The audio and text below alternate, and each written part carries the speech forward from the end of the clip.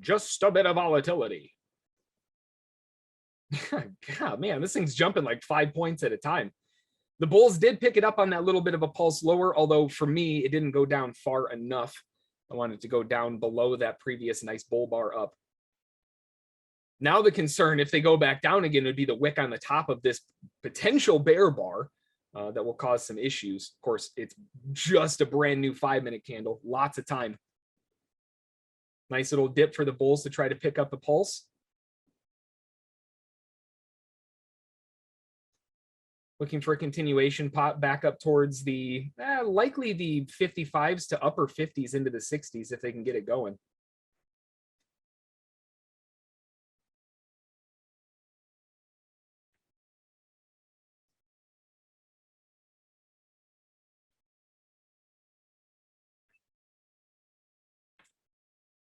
Didn't get that flush.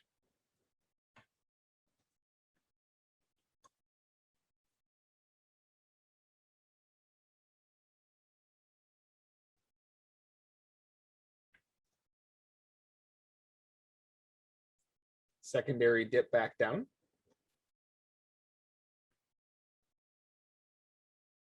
Nice. All right. So this is the area where the bulls, looking for the continuation of the trend, are going to be trying to take over. There are going to be a lot of stops under here, and the bulls who are looking to try to get in and absorb those stops know that. So if they're going to bounce it in this zone or in this area, this is the area where we should see some responsiveness. There's still 3 minutes left on the candle, though.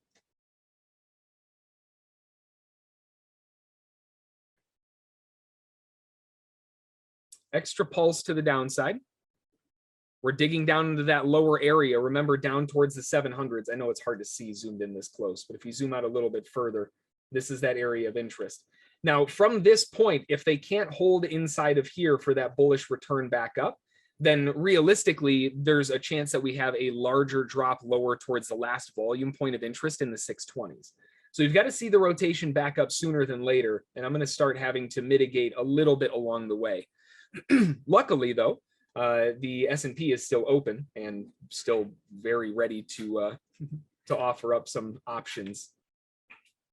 I'll utilize this little pulse higher to liquidate some of the loss initially, but also to bring my average lower to create a more favorable situation.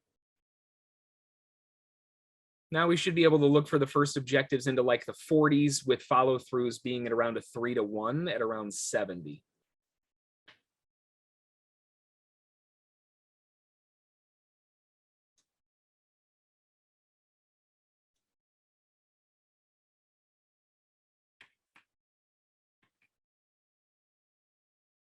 Nice continuation up into the first objective.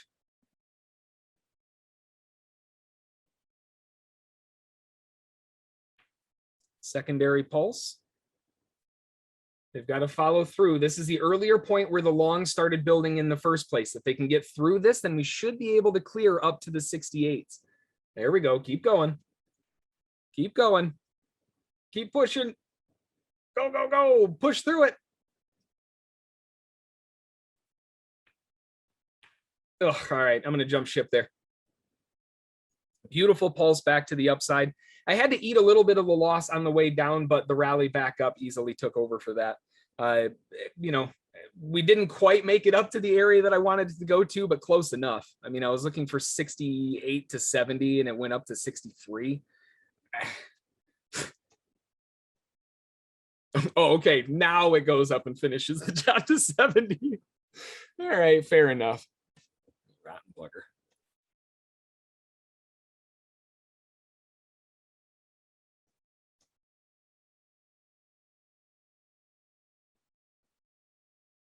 S&P didn't even pull back far enough for that same setup to happen. The NASDAQ had that really, really nice trap dip. I missed a lot of fills in there because of that herky-jerky volatility. The trade could have been a lot different. But, I mean, realistically, the S&P couldn't even get underneath the previous low. Like, I mean, like I said, buyers are going to be looking to buy the dip on the open to try to get it going. It's just, I don't know if they're going to hang out for the highs.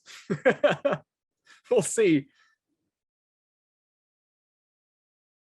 Yeah, that's a monster of a green candle. On the 1 minute too? Yeah.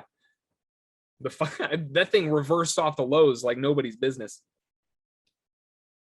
We'll see what they want to do with it, though. They couldn't break the top. They broke an inside swing.